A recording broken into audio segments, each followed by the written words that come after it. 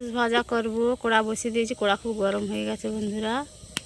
তেল, পেঁয়াজ দিলাম, ঢ্যাঁড়স ভাজবো।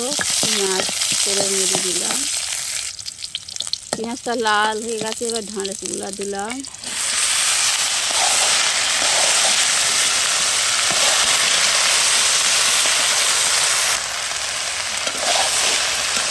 ঢ্যাঁড়সটা বন্ধুরা নাড়াচাড়া করে ভেজে নেব। হলুদ গুঁড়া দিলাম,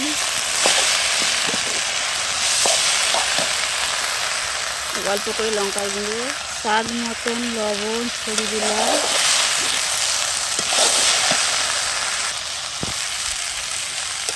ঢ্যাঁড়সটা বন্ধুরা ছোটো ছোটো করে কেটে নিয়েছি। এমনিভাবে ছোটো ছোটো করে কেটে ঢ্যাঁড়সের ভাজা খেতে খুব ভালো লাগে। ভালো করে ভেজে নেব। ঢ্যাঁড়সের ভাজাটা বাকি আছে বন্ধুরা, ভালো করে ভেজে নেব।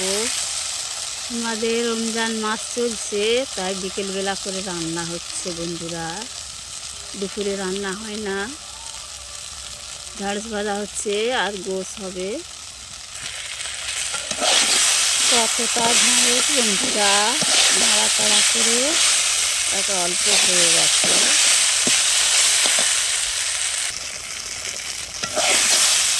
ঢ্যাঁড়সের ভাজা হয়ে এসেছে, আর একটু করে নামিয়ে নেব বন্ধুরা।